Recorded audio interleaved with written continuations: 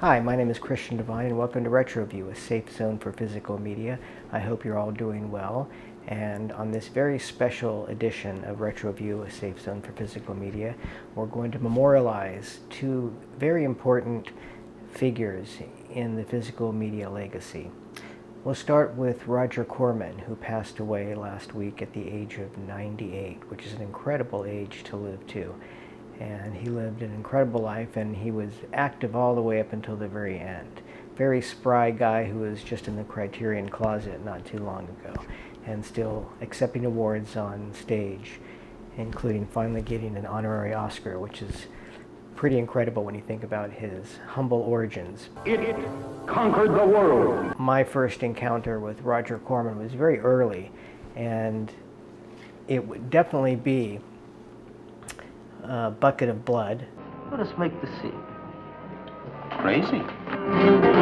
Come, enjoy yourself.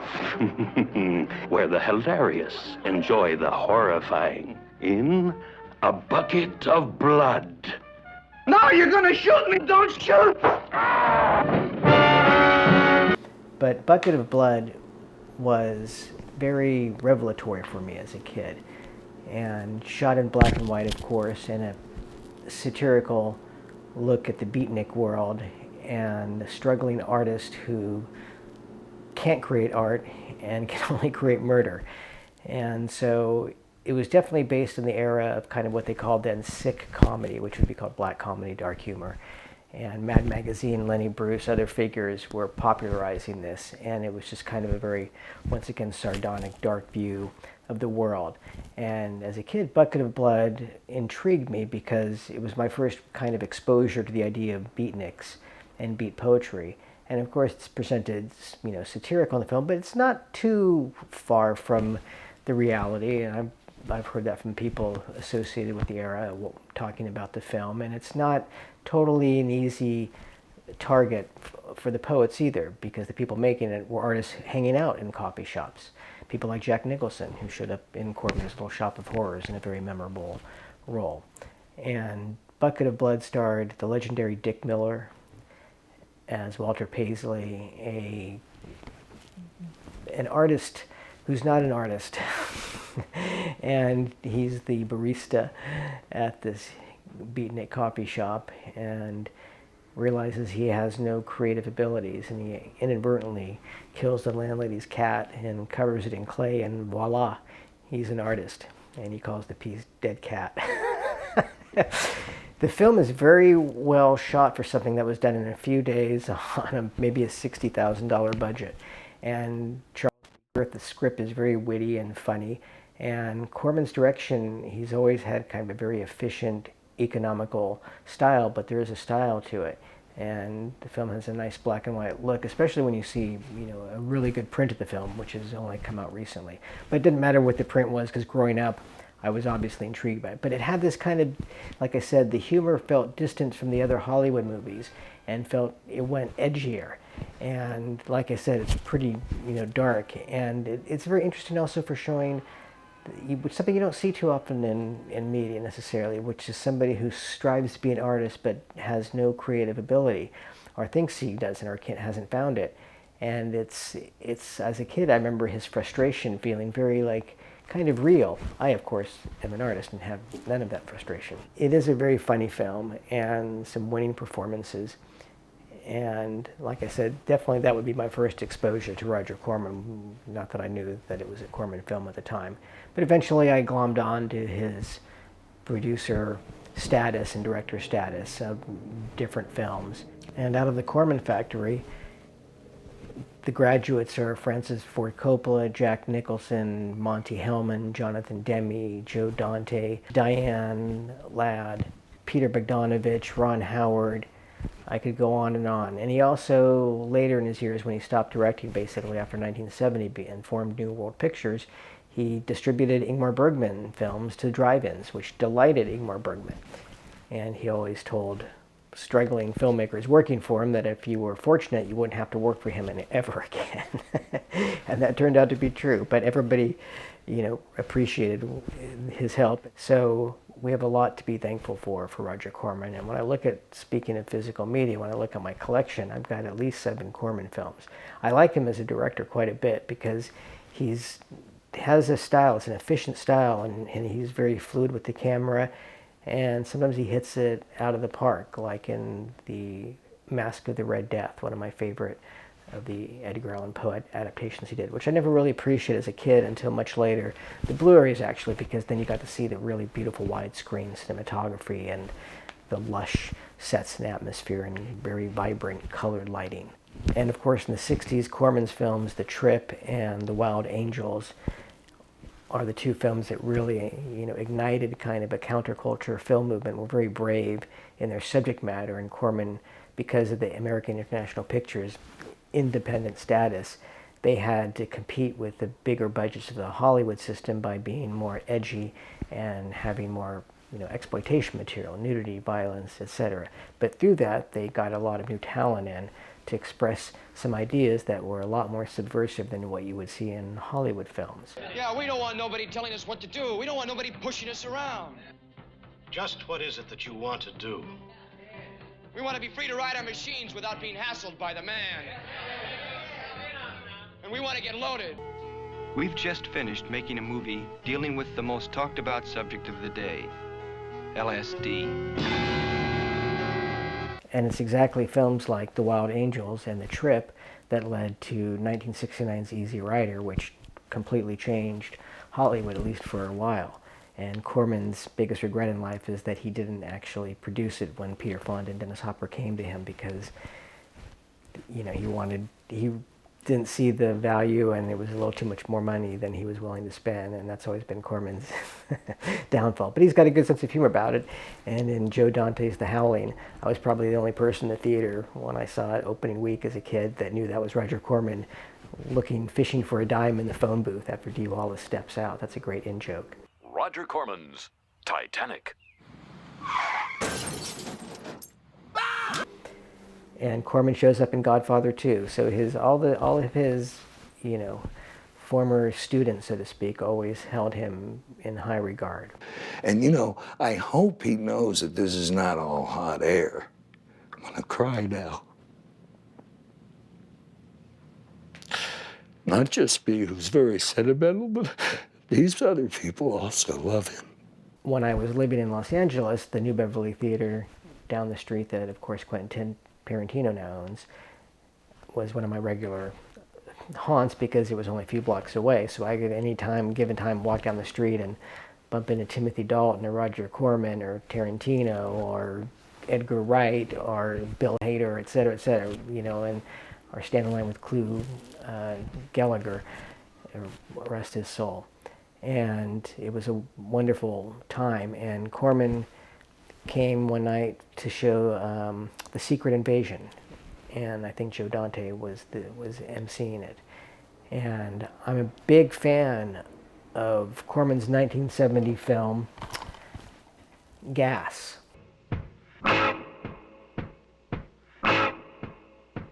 Here we stand in the new world. We're gonna make it better. Young enough to start a new way of living. Can't you feel it getting together? Tomorrow's the start of a brand new day. It was basically his last film. He directed a couple more films after that, but this was the film that kind of ended his directorial career because he was so upset that American International Pictures re-edited the film against his wishes and cut out what he considered one of his greatest shots ever, which would have been this long pullback from all the characters in this New Mexico plateau. And you can kind of tell the start of it. You can see the camera starting to pull back, and then it cuts. But Gas isn't totally successful. It's kind of a satire about a nerve gas that kills everybody over the age of 25. And it's kind of this, road trip vignette satire that clearly Corman was trying to model on Easy Rider, and has a much more loose, freewheeling style. But Corman wasn't happy with it. The script isn't completely successful, although I think there's some actual real brilliant comedic satirical moments in the film. It has a cool look also, because it was shot on location around the country, so it does have a definite tangible cultural feel. I should mention that Gas was written by George Armitage, who also later wrote and directed the very cool and popular Grosse Pointe Blank. And like I said, there's a lot of real funny moments in this film, and there's particularly an ending where the Native Americans take America back, and it's kind of brilliant. And there's other things that don't work so well, and like I said, I think a lot of the parody does work. It's all over the place though, but it's more like, if you look at it like a cultural document, it plays just fine. And of course, being somebody who's always fascinated by lost films and deleted scenes, it's something that's going to be coming up on another retro review pretty soon. I of course used my question to him to ask if there was any footage available from Gas. And I thought that this would, of course, inspire him to talk a little bit about the film, which he did. And he said to his knowledge there was no footage left at all. And then he talked about his experience and how that led to him starting New World Pictures, basically, and ending his directorial career. And in terms of this Blu-ray, this is a Region B Blu-ray from England. And I got this when, I'm not sure Gas is available on Blu-ray and domestic. I think it is by now. But I had a DVD version from MGM, which was cool. But this is a fantastic transfer, and there's an interview with Roger Corman from 1970, just audio, where he talks about just previewing Gas, and it's pretty interesting. And just a lot of nice ephemera on this. And so you have to have an all-region player to play this, which I do, and I highly advise everybody to get an all-region player. They're not any more expensive than a regular Blu-ray, basically. Seriously, you can get a cheap all-region Blu-ray player,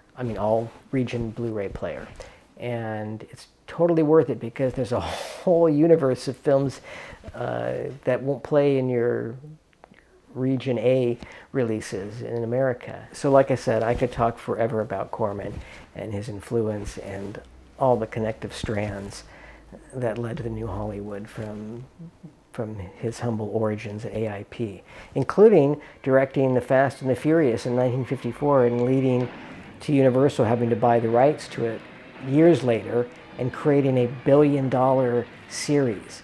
I mean, that's vision. And that's Roger Corman. And speaking of vision, now we have to memorialize somebody who we just recently lost. It was rather sudden news and very sad. And that is Lee Gambin, an author and historian and prolific audio commentator. If you have a collection of Blu-rays, it's likely you have Lee Gambin on there doing the commentary for something or other. And we first connected through our mutual love of eco-horror films.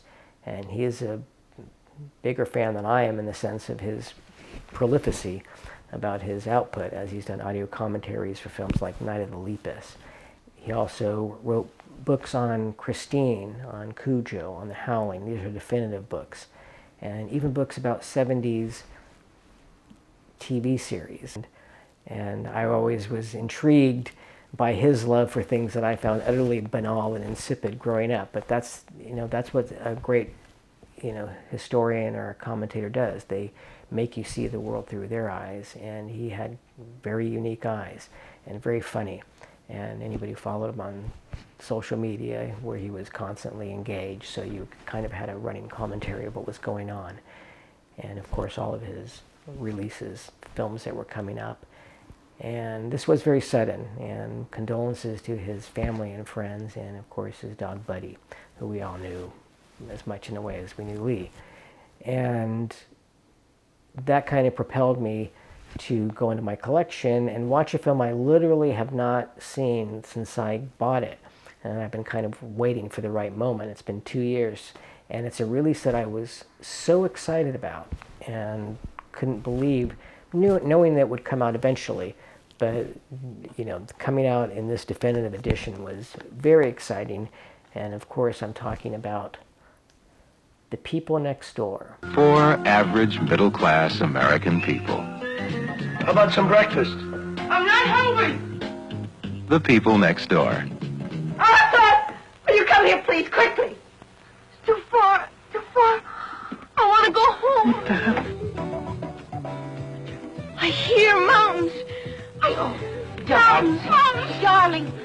sweetheart. Don't even look. Let me handle this. I'm all right. I really am. They might be your neighbors, if you're lucky. That's my tagline for that doesn't exist. It says, the tagline is a trip in the suburbs among all those trees and all that grass. Nuts, no, I mean, say no more. Another film from 1970, a year that I'm fascinated by because I find it a transitional period between the old and new Hollywood. And it was the most experimental year in American cinema in some ways because the studios just did not know what to do after the success of Easy Rider. It cost $350,000 and made $20 million plus. And that threw all of their road shows out of whack and threw everything out of whack. And so they basically opened the gates to anybody that had, you know, kind of a long hair and some bell bottoms. So 1970 is a very interesting year for cinema. And one of my first retro-view shows that I did, where I would break down a film and scenes and discuss it and place it in cultural context, was for the student protest films of the year 1970, because in 1970 there was a rash of at least 7 student protest films that were all trying to capitalize on the success of the protests that were happening across America and across the world. And the only one that was successful was actually Getting Straight, starring Elliott Gould, because it came a few days after Kent State, so it was very timely. And Elliott Gould, because of MASH, was Time Magazine's hip star of the year. And so I included The People Next Door as part of my student protest films of the year 1970 list, not because it has a focus on student protest, but there is Hal Holbrook plays a professor, and of course there's a scene where the students break into the university to scrawl the typically obtuse and obvious messages that producers would put in those kind of scenes in 1970. The film was directed by David Grain, an Englishman, and it stars Eli Wallach and Julie Harris and Hal Holbrook and Cloris Leachman and Deborah Winters as the acid casualty. She's fantastic in the film. It's a very terrific performance from somebody who's very young, and there's one scene where she lays out to her parents what she's really been up to, and it's just kind of a brilliant scene. And there's a lot of, it's rated R, so there's a lot of shock effects in the film too, which was another kind of tenet of the 1970 films. So Eli Wallach has a little fight with a full frontal naked junkie. This version is restored from the 4K, and so it's spectacular. And of course Lee Gambin does the audio commentary on there with one of the film's actors, and Rutanya Alda. And it's a great commentary, and she's amazing because it's only a small part she's in the film, so I wasn't sure what she was going to say, but she's been around in a lot of other films, and she knows those actors, and she knows the film, and she knows the era. So actually it's kind of a fantastic byplay they both have, and Lee's very enthusiastic and passionate, knows the film well, and he has his own take on what the film represents, and he likes that kind of style of films that discuss these kind of moral issues in this context. And he understands that they also come up as, preachy and soap opera and histrionic, and that's part of the fun too. So I watched this, and it was great to watch. The restoration is beautiful. It looks gorgeous. Oh, because I had this terrible bootleg print that's kind of panned and scanned, and Gordon Willis, the great Gordon Willis, did the cinematography. And it really is kind of, him coming into his own as the Prince of Darkness, as they called him. And the camera work is, fantastic for the film. There's some really unique performances, some really lovely naturalistic performances, and it becomes a very histrionic kind of TV-esque drama with a rather obvious ending to it. But nonetheless, it's a fascinating journey for the kind of film they will never ever make again, and barely were making then. So whatever spiritual realm that Roger Corman and Lee Gambin are in, I'm sure they're together discussing movies, and they've left behind a wonderful physical media legacy that we are going to honor for as long as we're around. And thank you for retro viewing, and please like and subscribe, and remember, get more out of life. Go buy a movie.